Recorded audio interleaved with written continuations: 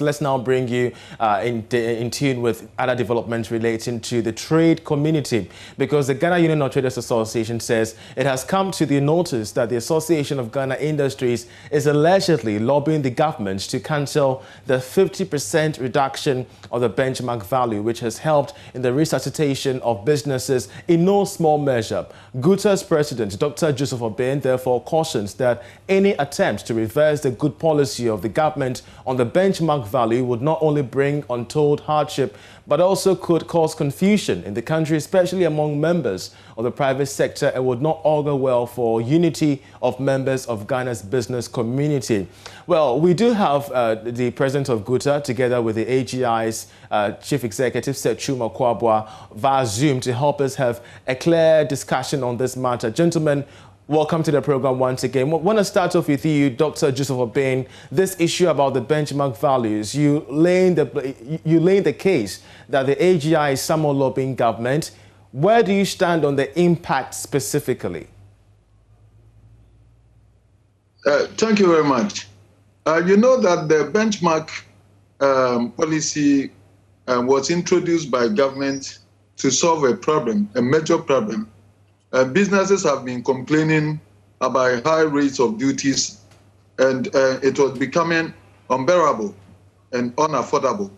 So government listened to apply it, in spite of the fact that they had a problem with the duty reduction itself, and that they introduced the benchmark reduction of 50%. Means that when we bring our goods, they will divide the invoice value by 50%, and then we pay the duty. Cumulatively, normally we pay around 50 to 65% of duty. AGI is saying that they cannot operate, they cannot do their business, they cannot produce and sell because of the introduction of this policy, which we find it very difficult to understand. In spite of the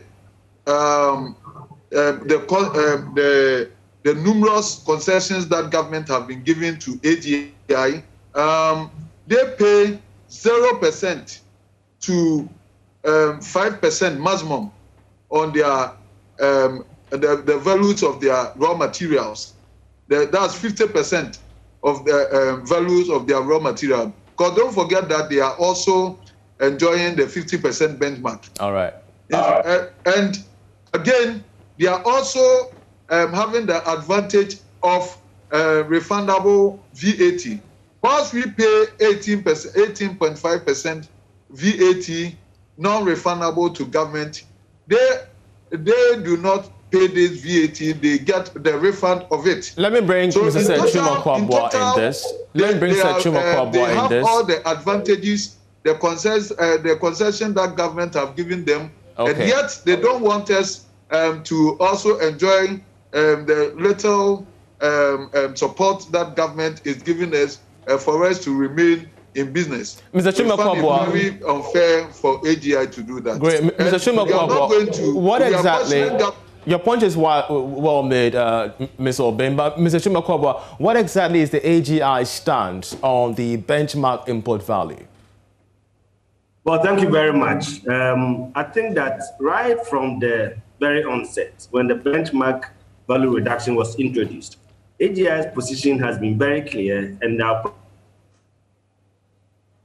position has never changed. The very day it was announced, that very day we came up with a statement that we are not in support of the total reduction for all products in the benchmark values.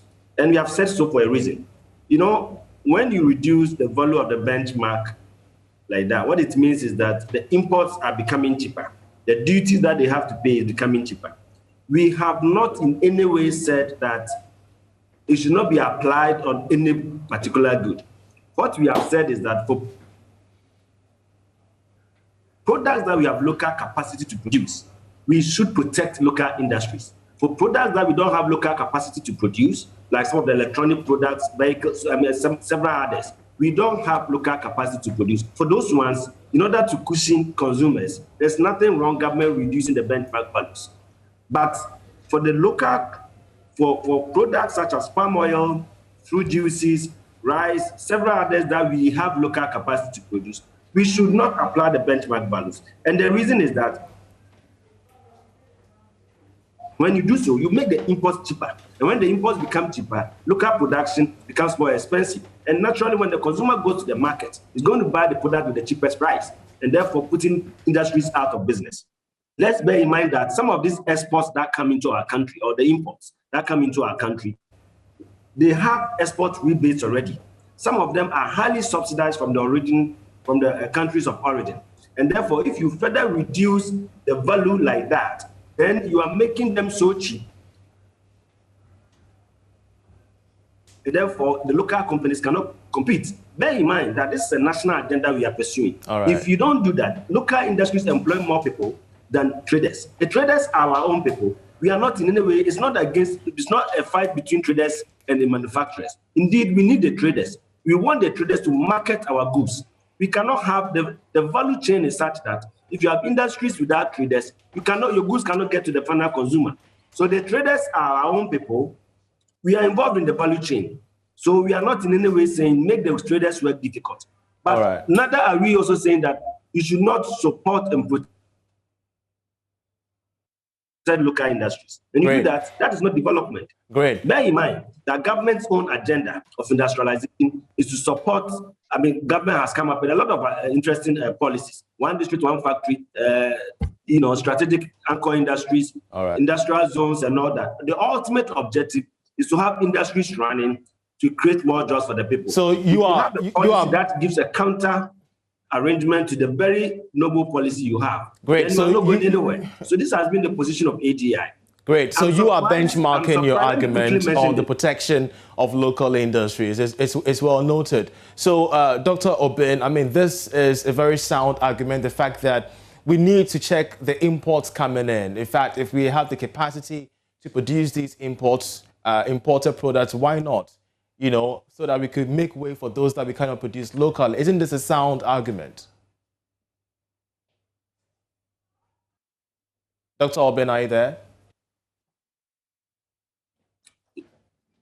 I'm afraid we're having issues with Dr. Obin, but if you could kindly unmute your microphone so that we could have your take on the argument that Setchuma Kwabwa is raising briefly. I'm here. Yeah, so Setchuma Kwabwa is raising a very sound argument. Why don't we place limits on what we import in the country? If we know that what we import, the products can be produced here, why don't we produce them here so that we make room for those we cannot produce here under the benchmark import value? This is a sound argument, isn't it? Certainly. So if we have companies that are competitive, that can produce, that is where we say they have comparative advantage and that they are even competitive from outside. But we do not say that we want to industrialize and that anything that we are not even competitive, we are also trying to manufacture and settle the people of Ghana with high prices. That is not so. Most companies are even succeeded and doing well. The people, the companies that are not doing well want to pass on their inefficiencies on the final consumer, which is not fair. Because most of them are not doing well because of efficiency and all that. And then you can't put all your operational costs and all that onto us. Let's compare their prices with the FOB prices with their competitors abroad. And that's where you see the picture. Most of the goods and services that our local manufacturers produce come at more than 30 to 40% higher than their counterparts outside. So then what you have to ask the government to help you is that we cannot compete the pricing of our competitors outside. All right. And then the government will see Mr. Setchuma Kwabwa, I want to give you just 30 seconds, Mr. Setchuma Kwabwa, to respond to the very comments that Mr. Obin is raising. The fact of his questioning competitiveness, he's raising issues regarding the high cost of local materials. In 30 seconds, please. Yes. Well, I think that he's getting it wrong. He's getting it wrong once again because when you say competitiveness, look at the factors of competitiveness. What are the factors that goes into the production of goods and services?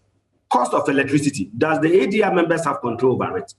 How much are we paying? We are paying about 15 cents per kilowatt hour in electricity. Right. What is the cost of capital? We are paying over 20% interest on capital. What is the cost of raw materials? We don't have the entire value chains here. So these are issues that the individual companies do not have control over. And therefore, the business environment here is tough. Meanwhile, other countries are protecting their market. They are sending their goods into your market by giving them export rebates. What does the export rebate mean? They have taken out so many things to make the goods that is coming to your market much cheaper. That's why he's saying so. If he looks at the actual cost of production of the importing countries, they are not the kind of pricing you are getting here. A lot of them are enjoying export rebates. So when you do that, and you say we are not competitive, it may not be that accurate. Of course, every country has some duty arrangement to protect its local industry, especially it's an infant industry like us. Please, let's get to the understanding there. We are not asking the ban of goods. We are saying that for goods that we have local capacity, we need to support local capacity to survive, local companies to survive. Their survival is important for this country. We must look at the national agenda, not just an agenda of a parochial group. Thank you. Gentlemen, we're so grateful that you joined us. Dr. Obin, I see that you'd want to respond to that, but we're pressed for time. We're grateful for your submissions on this matter. You're still watching the